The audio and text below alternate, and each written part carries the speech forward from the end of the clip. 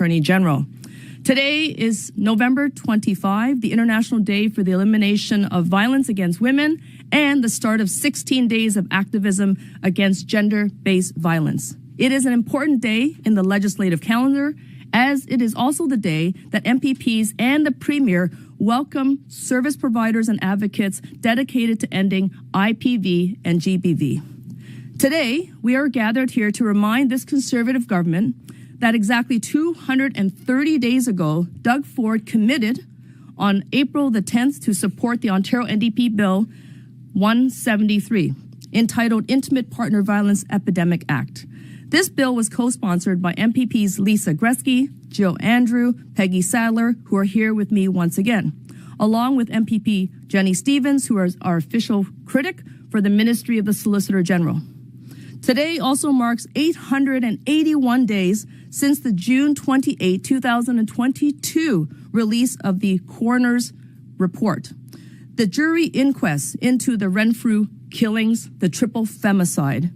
This coroner's inquest was released following the murder of Carol Cullington, Anastasia Cusick, as well as Natalie Warmerdon, all killed at the hands of a former partner. Since the coroner's inquest, 100 municipalities in Ontario have declared intimate partner violence an epidemic. These local governments have recognized the devastating toll that this issue has on their communities and have called the provincial government to do the same. Yet Doug Ford has refused to follow suit.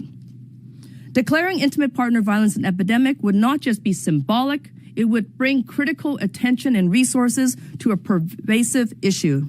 It would also ensure that we treat the crisis with the urgency it demands. It will also have a legal impact in Ontario's justice system, namely the tribunals, courts, and administrative bodies. To explain the legal impact that the intimate partner violence epidemic would have in Ontario, I have invited Your Way Forward, a collective of Ontario law clinics who are working together to provide holistic legal services to survivors of gender-based violence. Funded by the Federal Department of Justice in Canada, the legal clinic's overarching goal is to increase access to just outcomes for survivors of sexual violence and intimate partner violence. These lawyers are committed to program and policy reform at regional and provincial levels. The legal clinics of Your Way Forward include Law Assistance of Windsor, Elgin and Oxford Legal Clinic, Community Legal Assistance Sarnia, Durham Community Legal Clinic, Northumberland Community Legal Center, Peterborough Community Legal Center, Community Advocacy and Legal Center, along with Advocacy Center for Tenants Ontario and Justice for Children and Youth. Adjacent to them are other legal clinics not part of their coalition, but who are also here to lend support today. This includes the Scarborough Community Legal Services, Chinese and Southeast Asian Legal Clinic, and the South Asian Legal Clinic. I am also joined by a representative from Centre Francophone du Grand Toronto. The first speaker to follow up at the podium will be Michelle Cho. Following Michelle Cho, we will hear from Samira Ahmed, and then finally Asa Natu. They will come to the podium in that order. Thank you, MPP Wong-Tam. My name is Michelle Chia, and I'm a lawyer at the Advocacy Center for Tenants of Ontario. On behalf of a collective of community legal clinic workers, we call upon the province to immediately declare the truth that intimate partner violence is an epidemic in Ontario. The enactment of Bill 173 would provide immediate relief for survivors and enhance their access to justice. Like a virus, IPV does not discriminate. It rapidly spreads throughout a person's life, leading to a multitude of legal challenges.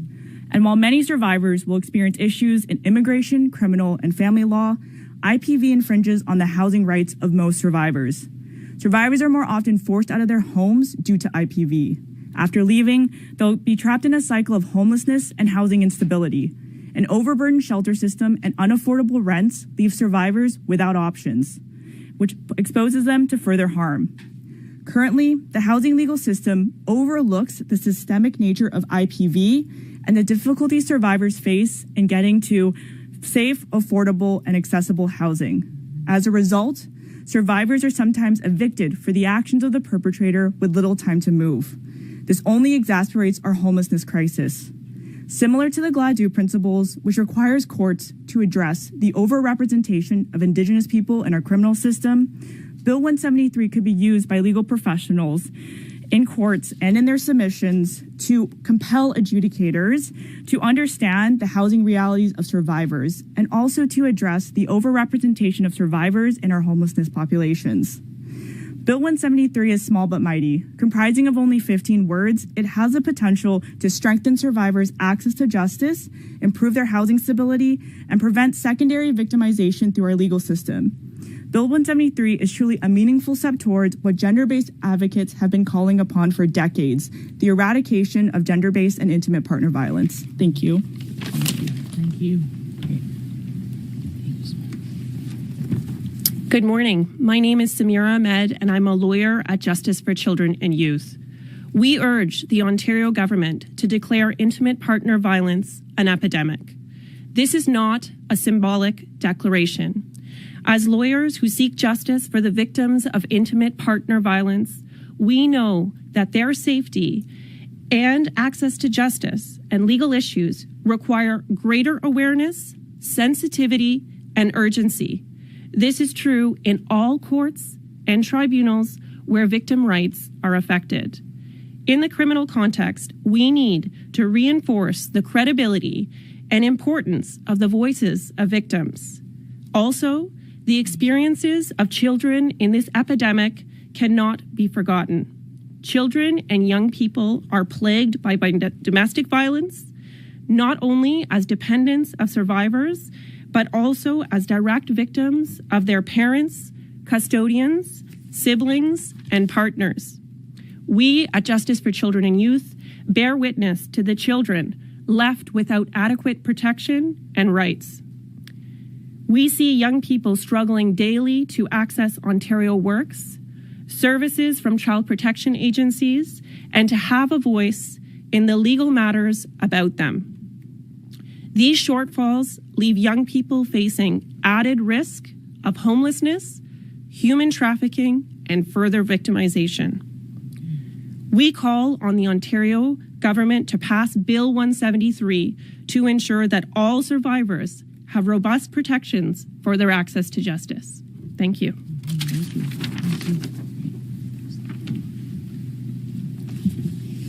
Good morning. My name is Esa Natu, and I'm a lawyer and the director of the French Legal Clinic at Centre Francophone du Grand Toronto. I will be making a statement in French on behalf of the Francophone women who are victims of IPV. Nous demandons. We ask today a statement right away that violence between intimate partners is an epidemic. A statement will have a direct effect on the representation in front of the courts, family courts, and an effect on terms of French language resources regarding this problem. Declaration will have a direct and immediate impact on representations made before family court, and on the other hand, it will have an effect on the matter of lack of support services in French in the fight against this problem. The statement would be used as an argument in terms of urgent motions to obtain restrictive orders in terms of violence. Would undoubtedly be used as an argument in urgent motions and motions to obtain restraining orders in cases of domestic violence in family law. Une telle déclaration sera such a statement would be used to argue that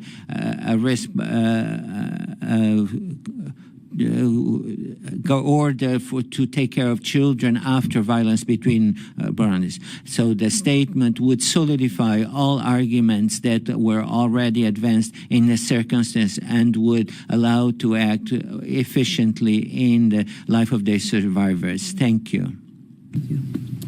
Thank you very much to the 13 legal clinics that have come together today. I recognize that there are other partners within the legal community that are not able to be here, but they certainly are here in spirit.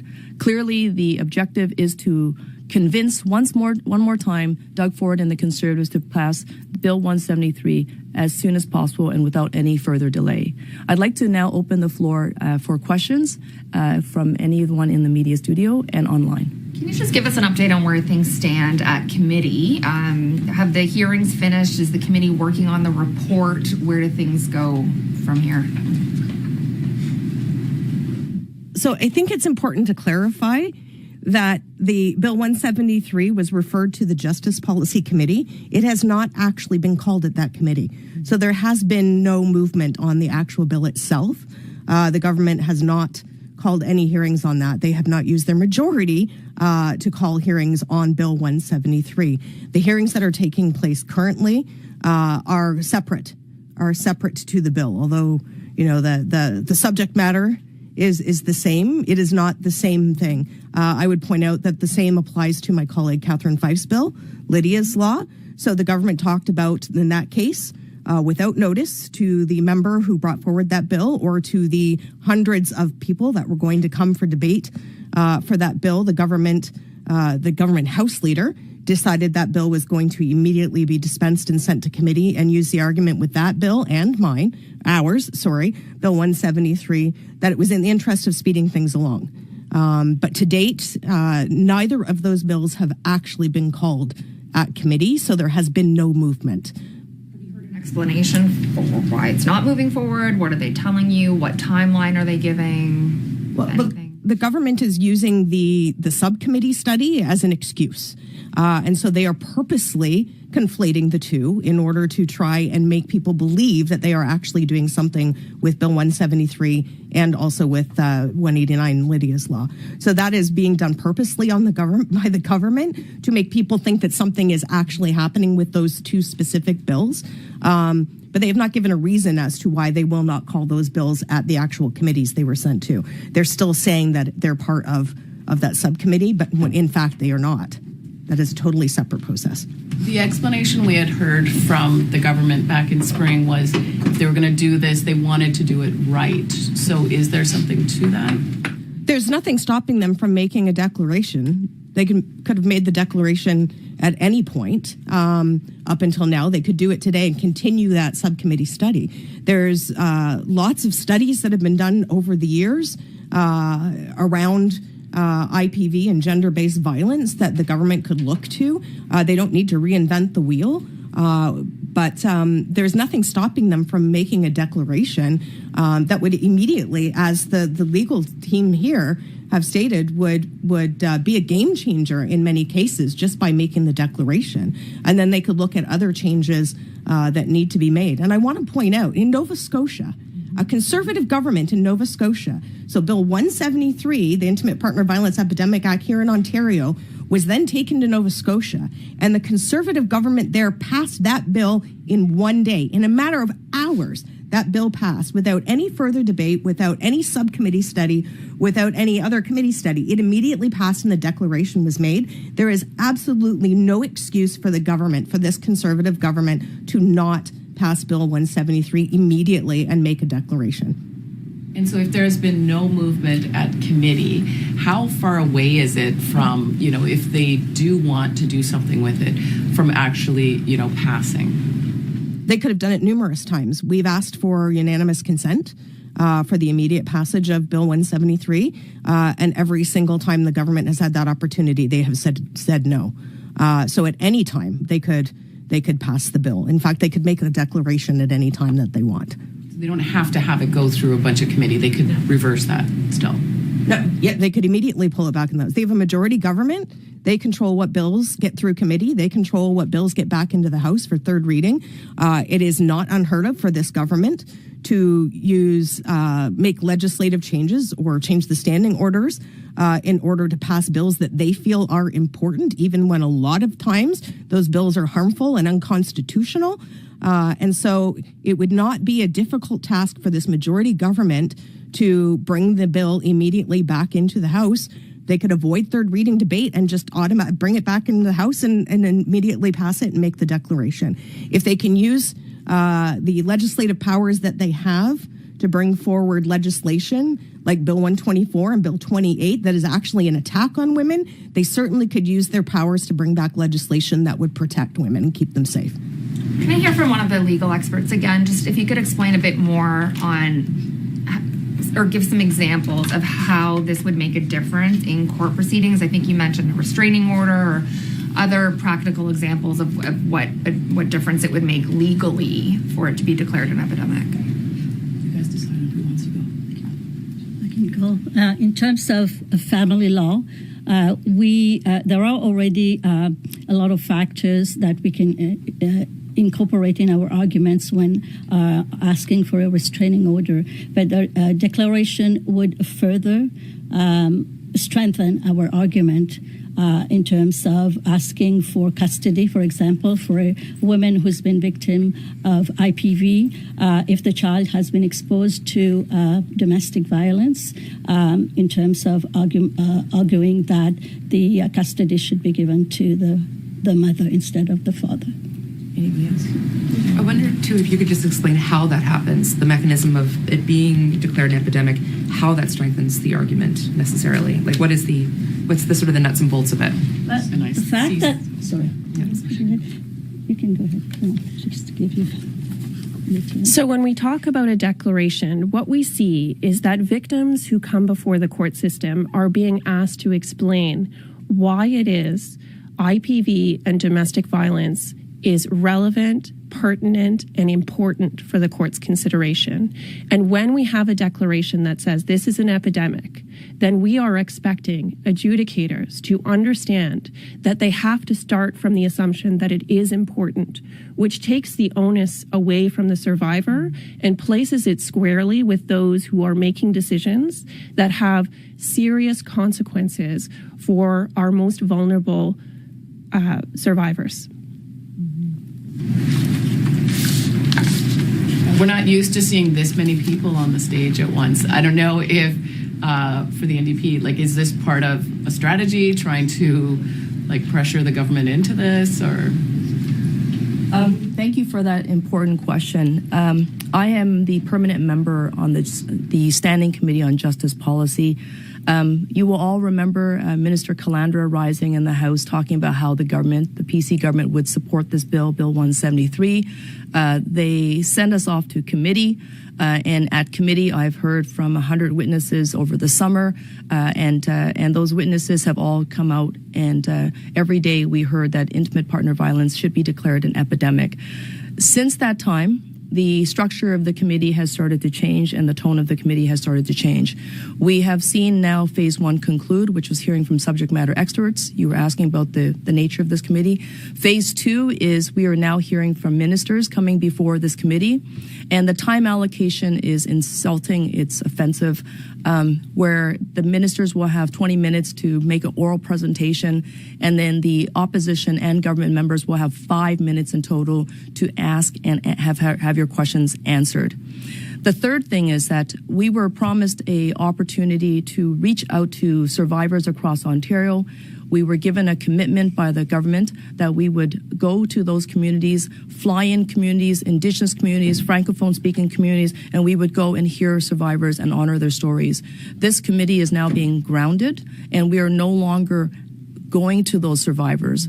We are now asking those survivors to somehow give their testimony online over Zoom. Whether they have access to safe space to tell their story is unknown. Whether they have access to the technology or stable Wi-Fi is unknown. And so it's incredibly demoralizing to all of us who've been part of that committee structure.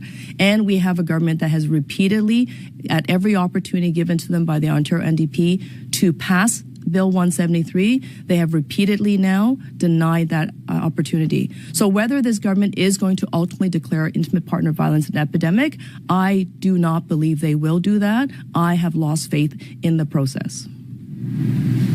Kristen, Paul Calandra had said when this was addressed back in the spring that he wanted to make sure that whatever came out of the committee had teeth. You don't see any evidence that that's the path that the government's trying to go. I would like to believe what Mr. Calandra had said. Minister Calandra had said at that time on April the 10th The challenge that we have as a larger community that has been working on this issue is that the process must be driven with integrity. And as the rules of the committee have started to shift, and as promises and commitments made that they would support this bill, and we recall that Minister Callander said the government will support this bill, we are still here asking for a simple thing such as bring the bill forward so therefore we can get it back to the House to pass and turn it into law. And at the same time, we're wasting everybody's time who works in the sector because the government hasn't given us even that goodwill gesture that they'll pass the declaration. So how can we possibly believe this government that they plan to address the problem holistically when they can't even pass a bill that's 15 words long that has significant impact on the sector, and which is what the sector has been asking for. And I want to bring it back to the Renfrew killings, the triple femicide in 2015. Those 3 women in that rural community lost their lives, and the report came out with 86 recommendations. The very top line recommendation, unprompted by any of the lawyers on behalf of the family, any of the advocates within the sector, unprompted by them, the jury on behalf of the coroner's inquest said, have the province declare intimate partner violence an epidemic. And so it has now been 881 days since that report was released, and we still have no action on it. And that's why survivors, as well as their legal advocates, are going to fight harder than ever before to make sure that this government is not going to get away with breaking their promise. There are regular domestic violence review committee reports. Obviously, this inquest, the Renfrew inquest, that was one of many that have released recommendations. In your estimation, what is gained by further review of recommendations? In sports, analogy in a hockey game is about dragging the puck. You basically drag it out as long as you can to run the clock. We know that there's a threat of an early snap election. We know that it's going to take time to write this report. We haven't finished phase 2, nor have we even begun phase 3. I'm not certain, nor do I have confidence right now that this government is going to release this report. That's going to have integrity with a process that hasn't been compromised, because clearly it has been compromised, and that the report will be actioned and funded. Thank you very much, everyone, for your time today. This brings us to an end to our press conference. Thank you. And thank you to all the advocates who are here, every single one of you. Thank you. Okay.